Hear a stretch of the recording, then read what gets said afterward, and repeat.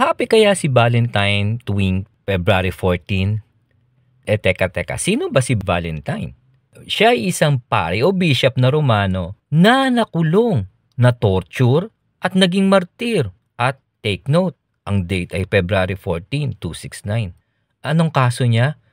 Sang-ayon sa tradisyon o legend, nagpagaling siya ng ketongin at bulag. Ngunit hindi dahil doon kaya siya nakulong, kundi nilabag niya ang kautusan ng emperador at ikinasal niya ang dalawang magsing irog para makaligtas sa pambala sa gyera.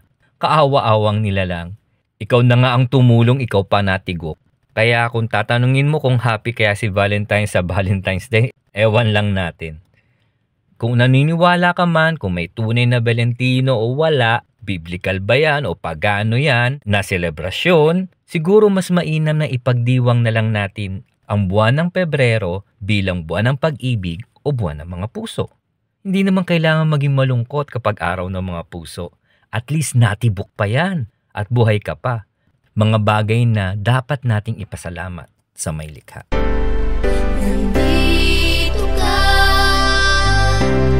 Nandito ka sa puso ko, bawat oras at minuto, sambit lagi pangalan mo.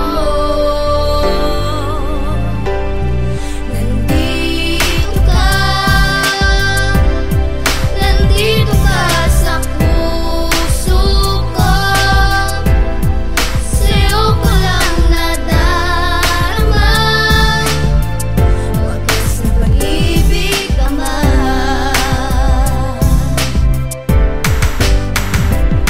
Sa'yo ko lang naramdaman ang pag-ibig na wagas. Parte na ng pagkatao ko ang iyong talastas. Bawat oras at minuto ng aking buhay, nandito ka sa aking puso at ito ay tunay. Ang simpleng awit na ito sinulat para sa'yo. Di ko man masabi ng harapan na ikaw ang gusto at walang iba o nanaisin o hangad na makapiling ka, Panginoon. Sana matupad bawat pintig ng aking puso ay sa'yo lang daan. Kung bakit pa ako nabubuhay ay ikaw ang dahilan upang ika'y pagsilbihan at makasama habang buhay. Di kakayanin mag-isa kaya sana wag kang mawalay dito sa aking piling. Wag sanang umalis, pangahawakan ko mga pangako mo kay tamis. At ito ang awit na sinulat ko na para sa'yo. Sana tanggapin mo po ang awit ng papuring ito. Nandito ka sa puso ko, bawat oras at minuto, sambit lagi pangalan mo.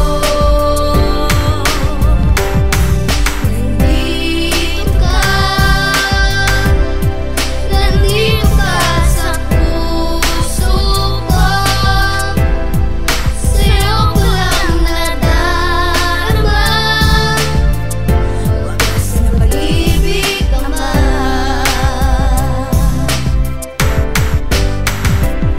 Ikaw ang yaman ko na walang maitutumbas. Ang pangalan mo, Panginoon, laging binibigkas. Ngunit kailanman, hindi mangyayari na talikuran ka sa halip ay magpupuri. Di ko mauri sa mga pera at ginto, kasi ikaw ang nagbigay ng lakas at buhay ko. Kunti na ay kasama ka, ako'y sumisigla. Hindi mahihiwalay anumang maranasan pa. Ikaw ang kaakbay sa aking mga oras na bigo. Pag-asa ang nagpapatibay na nanggaling sa'yo. Mga bagabag at tapis, suliranin na lumalapit, nawawala sa panalangin at sa iyong paglapit sa aking puso. Nandito ka, iniisip ka, ang wagas na pag-ibig sa'yo ko lamang nadama. Payaya, pagpapala, pagkabay at sa lahat palagi kang nandyan. Salamat po, Panginoong Jesus. Nandito ka sa puso ko, bawat oras at minuto, sambit lagi pangalan mo.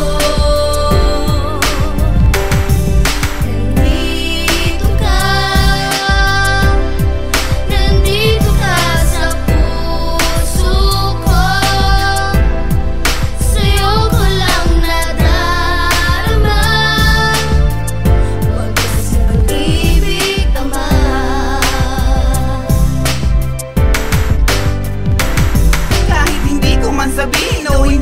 man aminin ang aking nadarama, ikaw pa rin ang hahanapin ng damdamin kong ito na minsan ang naligaw. Ngunit sa ngalan ng pag-ibig ay muling natanaw, muling nagkaroon ng pag-asa buhay kong ito. Nagkakulay ang mundo ko madilim dahil sa'yo. Bawat oras at minuto pangalan mo sinasambit, para bang isang matya ngunit sa puso ko kumapit. Pag-ibig na wagas sadyang hindi matumbasan ang salapi o kayamanan kahit na ano pa man. Sapagkat dahil sa'yo hanggang ngayon ako'y buhay, at talisay na pag-ibig sa ngayon'y tinataglay. Nandito ka sa puso ko't hindi na maalis, kung sakaling mawala ako'y tunay na mahahapis. Kaya nilulubos pag-ibig na nadarama, pagkat nandito ka sa puso tunay na nag-iisa. Nandito ka, nandito ka sa puso ko. Bawat oras at minuto, sambit lagi pangalan mo. Nandito ka, nandito ka sa puso ko. Sa'yo ko lang nadarama, wagas na pag-ibig Ama.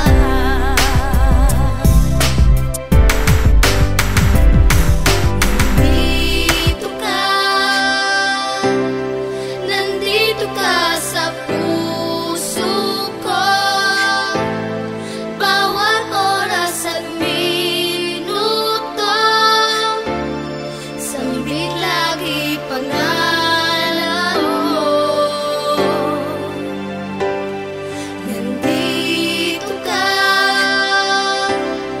nandito ka sa puso ko.